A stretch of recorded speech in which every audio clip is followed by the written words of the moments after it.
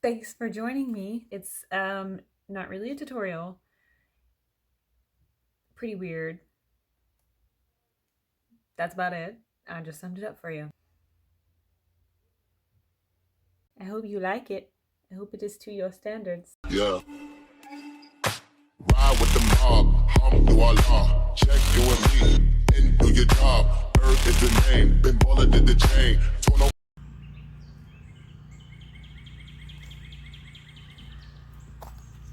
Hey, so I decided to try to record this using my phone voice, and this is how I talk on the phone, and I do my customer service. How may I help you?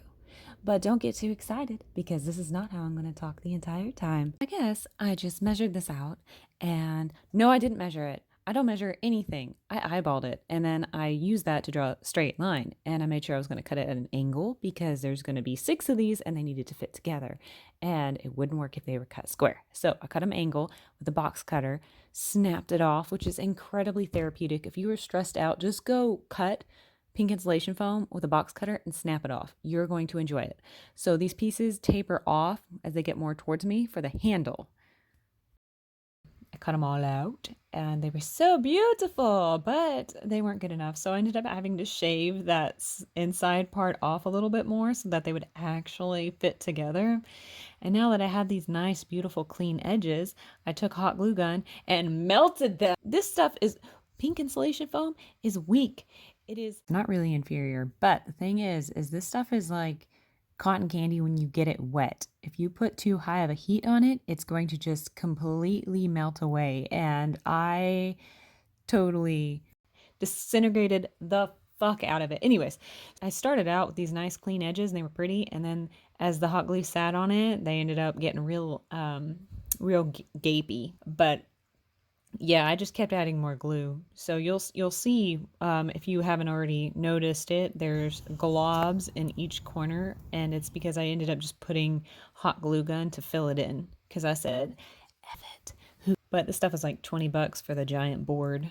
So if you ever want to get yourself some, you can make all kinds of projects out of it. This was just leftover. I needed a base and I was lazy and I just cut out that hexagon shape. I traced it and then I cut it with a box cutter and slapped it on there, gave it a little bit of a hug and tapped it on. So for the studs, what happened? Am I measuring? Anyways, so I have these leftover pieces of foam. So what I did was I was using a box cutter because I don't know, I'm an idiot, and I realized quickly that I was wasting my time, and so I just reached for the scissors instead because look at how much easier that is. My God. But I make the studs this way, and so this is that foam that what you call it, that those little mats, that exercise mats. I got them from cheap at some sort of like Ace Hardware or something like that. And these are my leftover pieces. So I seal them with the heat gun so that way they'll actually be smooth and shiny when the time comes for that. And maybe everyone should eyeball things. Maybe this, you just wing it. You glue from the heart, okay? Because that's what I do. That's what I do. And I did it on all sides. It looked fantastic. And then for the spikes, this is FOMO. And FOMO's awesome. And I rolled it between my fingers to where it was fat in the middle and pointy at the end. And then I cut the center and then boom, you got 2 spikes. And of course I started out, I was like, hey, I'm actually going to measure these, and I said, no, that's too hard. I'm just going to count them out, separate them, and then freaking glue them on. And I use, if you can see, this is a tiny little glue gun, and it does not get as hot as my dark blue one. And so this one was much nicer to actually stick the spikes on. Did they stay? No. Did I have to re-glue them? Yes. But it's okay because once I primed it and all that stuff, they actually ended up staying on pretty well. And I swing this thing around like crazy and I knock it up against things and it's pretty okay. So that's what I did for that. It looks good. It looks good. I almost wanted to leave it like that, but it needed a handle. So I put the handle on, and of course this is my hot glue gun, and it melted. The glue was being pulled down by gravity, and so I just kept going through, and I had to put like maybe 3 sticks of glue. I was like, I'm gonna hide this with the base. Did I measure it out? No, I did not. So you can see it's a little wonky, but it works. So these little trapezoids right here, just kind of angle them and then I glue them together and then they made the base. And then for little details, I just cut out circles that I knew would fit because I did that little stamp, and then I just cut them out and I shoved them on the thing, and I was like, hey, looks good. For the handle, which is the coolest part, is because I think it looks like real leather when you take 2mm foam and then you use a heat gun, so you seal it so it's shiny, and then you wrap it around with this glue right here, which is pretty great. It's that contact cement. I think it starts with a B. I don't know. I can't even see the label. Sorry, guys. But it's great because if you mess up, you can pull it off, which I actually ended up doing off camera because I started at the wrong side of the handle. So it went down, up. Anyways, so here's this.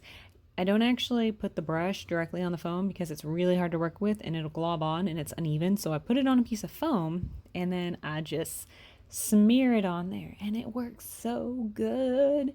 Look at that. It's amazing. But yeah, so you just twirl it around and boom. So here's a detail I forgot to show you. Here's another detail I forgot to show you. There, I glued it on and it actually looked fine after it was glued on. So I said, she's the one. Priming. I used wood glue because I heard you could sand it. It's very rough. It's not as good as Elmer's glue. It's not as smooth as Elmer's glue. It's much more rough. Another detailing was I twisted that stuff and I glued it on. Mistakes are hidden by quick seal. If you have those gaping holes because you decided not to measure it like me, or you melted it, you just put the quick seal and it works fine. So I primed it with Plastidip and then I primed it with some other sprays. Look at those mistakes. Look at that. That's hot glue gun. And then I was like, maybe I can smooth it out with a Dremel tool. Why, hell no.